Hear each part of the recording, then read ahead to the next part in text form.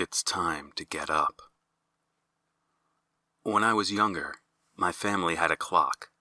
Well, we had many clocks, but there is one clock in particular that I wish to talk about. It was a novelty clock from the Heinz Company. My father worked in the food service industry for a company that supplied food and food-related products to restaurants, nursing homes, grocery stores, and other such facilities. One of the vendors the company used gave this clock to my dad, who, not being much for whimsy himself, brought it home to my sister and me. It wasn't a wall clock. It was a plastic statue of what looked like the Monopoly Man, but with an oversized tomato for a head, on a base standing to the left of, when looking head-on at it, the Heinz logo, which held the clock's display. Powered by 2 AA batteries, the clock also talked. If you pressed a button on the base, it would read aloud the time in a very 80s, robotic and somewhat halting monotone voice. It wasn't as monotone as Stephen Hawking's voice module, but it wasn't far off. If I were to press it right now, it would say, "It's 9:39 a.m. It also had an alarm you could set that would talk to you as well.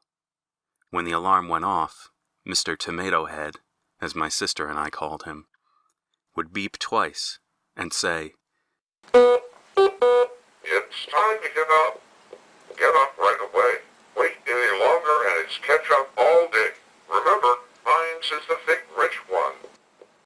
My sister and I would laugh at the ketchup pun. We were kids, of course we did. But there was something creepy about it all, and neither of us wanted to use it as an alarm clock. So the clock sat, for a couple of years, on a shelf in the living room. It was a piece of novelty decor, and it was mostly forgotten about. 2 or 3 years had gone by, and none of us really thought about the clock. At this point, it was just part of the room. It was like a freckle on your arm. You knew it was there, but it wasn't something you really thought about until someone else pointed it out and asked about it. Then one summer day, Mr. Tomato Head had enough. It was summer vacation, and our cousin came over for the day. This was nothing unusual, as we spent a lot of time with our cousin when we were out of school. We'd often just sit around and watch TV, or listen to music. Sometimes we would ride our bikes to the movie theater in the area. This day, though, we were just sitting around talking. Oh, I don't remember what the conversation was about, and that isn't really important. As we were sitting there, a lull in the conversation, Mr. Tomato Head decided to chime in. The clock beeped twice, then said, "Can somebody please turn me off? I've been sitting here all day. I'm bored." His voice was less monotonous than usual. It was a strange thing for a clock to speak. Needless to say, this freaked us all out. We decided it was time to go outside, and stay outside until my parents got home from work for the day. Later on that evening, after my cousin had gone home, my sister and I packed the clock in a box and put it in the attic. Our parents didn't ask us about it, and we didn't mention what happened. Out of sight, out of mind. We put the clock away, and that was that.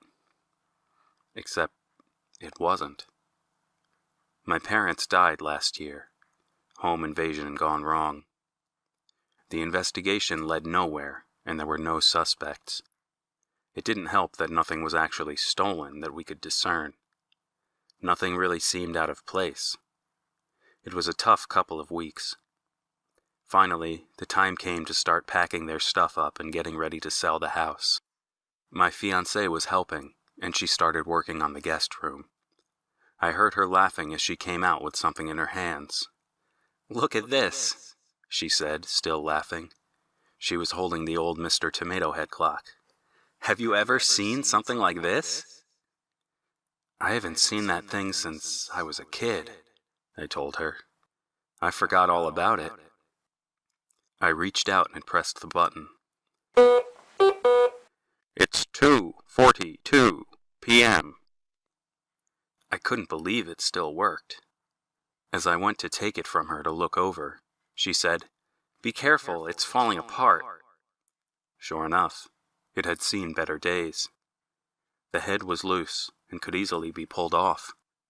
The midsection of the body was also loose and came off the legs with the slightest touch.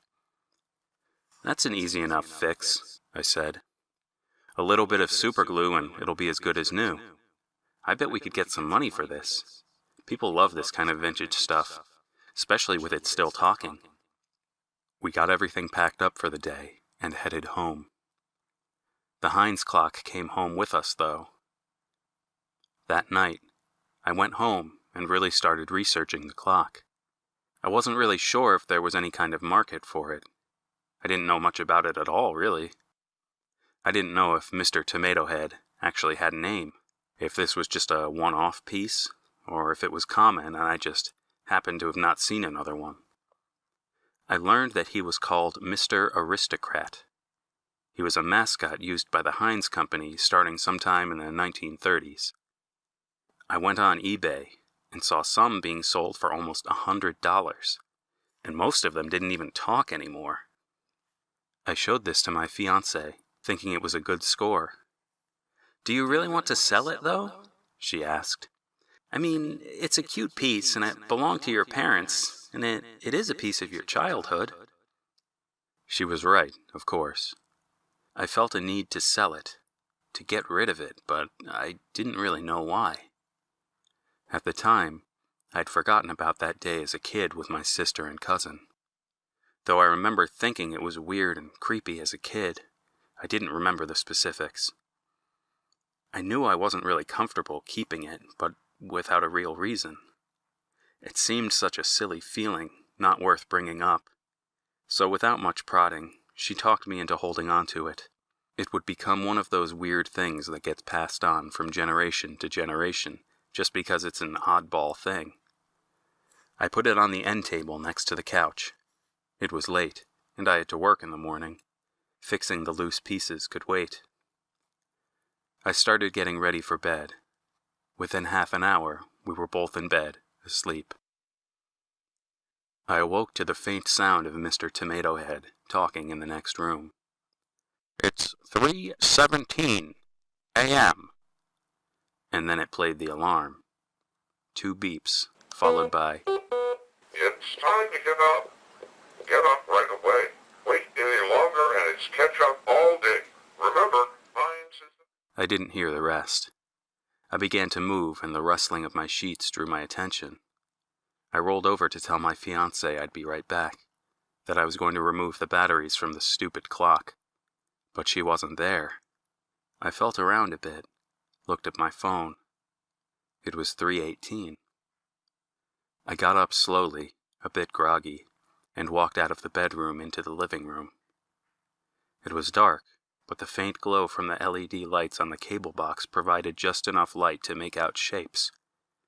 She was sitting on the couch. "Is everything okay, hon?" I asked. There was no response. "Hello?" Still, there was nothing. I walked over to the couch and sat down beside her. I went to grab her hand. "Hey, what's wrong?" Her skin was cool to the touch, but where it had been resting on her leg was wet and warm. I was then aware that where I was sitting was also wet and ever so slightly sticky. I stood up and tugged on the chain of the ceiling fan to turn on the light. Her pajama pants and the couch cushions were covered in blood. Both of her wrists were slit. On the end table next to her was Mr. Tomato Head.